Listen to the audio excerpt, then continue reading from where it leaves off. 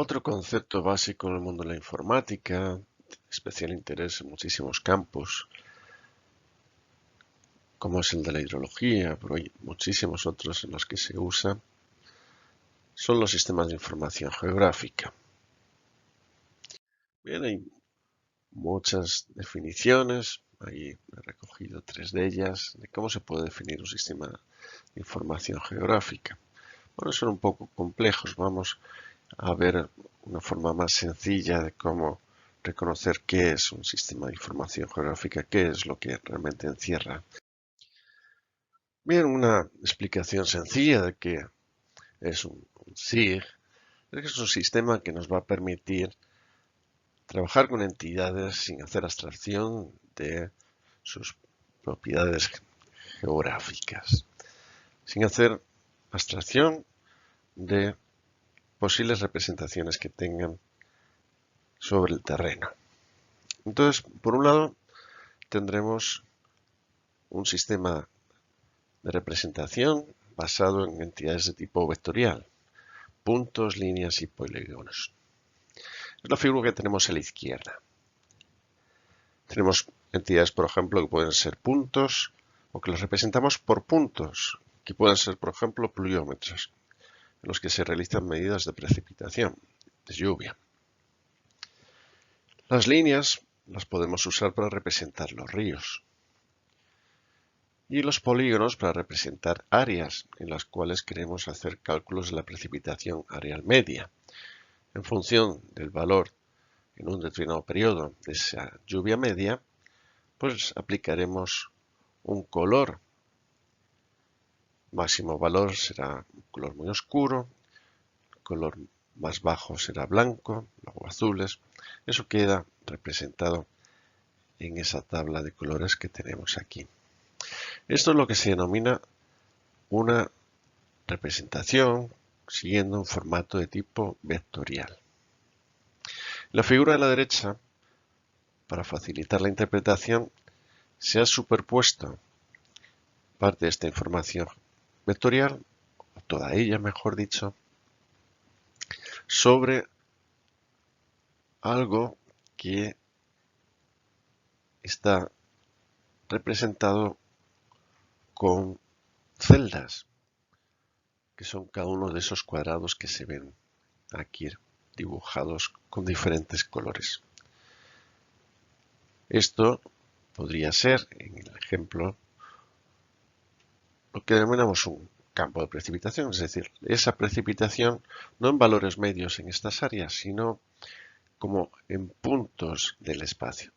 Pero no van a ser puntos exactamente, que podría haber infinitos, sino que van a ser valores que vamos a asociar como valor representativo de una determinada área, que es cada una de estas celdas.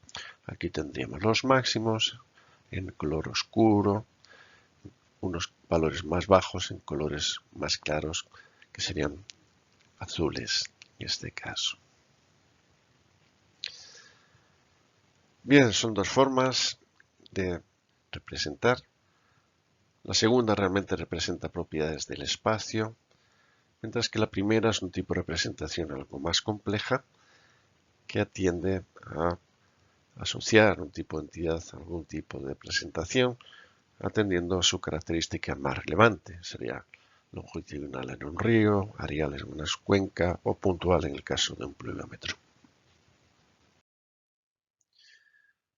De ahí tenemos pues los diferentes tipos de primitivas espaciales. Realmente se podrían usar más en estas diapositivas. Estoy poniendo algunos ejemplos pues con la idea de que podríamos plantearnos cosas un poco más sofisticadas, aunque lo anterior es lo que se suele usar habitualmente. Se habla muchas veces de polilíneas, abiertas, cerradas. Bueno, estos son conceptos que a lo mejor ya entramos en detalles que no merece la pena centrarnos mucho en ellos. En cuanto a bidimensionales, pues tendríamos algo que no está descrito anteriormente, que es de utilidad muchas veces, que son las mallas triangulares. Estas se usan en muchos casos también, tanto para los modelos como para tratamientos de lo que denominamos los modelos digitales del terreno, que nos dan las alturas que tiene el terreno en toda su superficie. Eso lo podemos hacer tanto con mallas rectangulares, que es lo que habitualmente denominamos MDTs, pero muchas veces ellos se basan en cálculos realizados sobre mallas de tipo triangular. En ocasiones se denominan TIN, las mallas triangulares. Pero también podemos tener primitivas espaciales en 3 dimensiones. Pueden ser bien de tipo superficial o volumétricas. Las primeras pueden venir bien para representar diferentes tipos de cuerpos. Ser posiblemente útiles en algunos casos de cálculos, pero por lo general son las volumétricas las que más se emplean, sobre todo en el mundo de los cálculos, tanto para cálculos de estructuras, cálculos de los métodos que denominamos de elementos finitos, por ejemplo, pero también para los cálculos en el campo de la hidrogeología, también de la hidráulica, cuando se hacen cálculos tridimensionales. Las entidades vectoriales pueden contar con tablas de atributos y conectarse así a una base de datos alfanumérica. Así, en el ejemplo visto anteriormente, un punto representa un pluviómetro y ese pluviómetro puede tener una serie de atributos o propiedades de interés. Un identificador, por supuesto, un nombre descriptivo, una cota, una altura a la que se encuentra, una descripción del tipo de instrumento que incorpora, etc. Así, todo esto nos puede facilitar relacionar ese pluviómetro con otros datos, con otras bases de datos, con una base de datos completa, alfanumérica.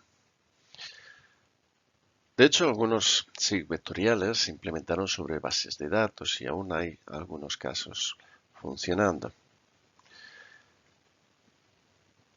¿Qué es lo que aportan los SIG a una base de datos? Pues que van a facilitar establecer relaciones geográficas entre entidades representadas.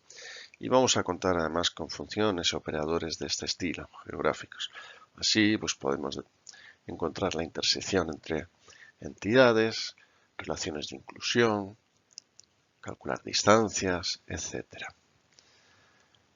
Pueden, por tanto, ampliar las capacidades de análisis de la información que podamos tener en una base de datos si incluimos estas propiedades de tipo geográfico a través de representaciones dadas por unas primitivas. Generalmente repetimos puntos, líneas y polígonos comunes en los SIG vectoriales.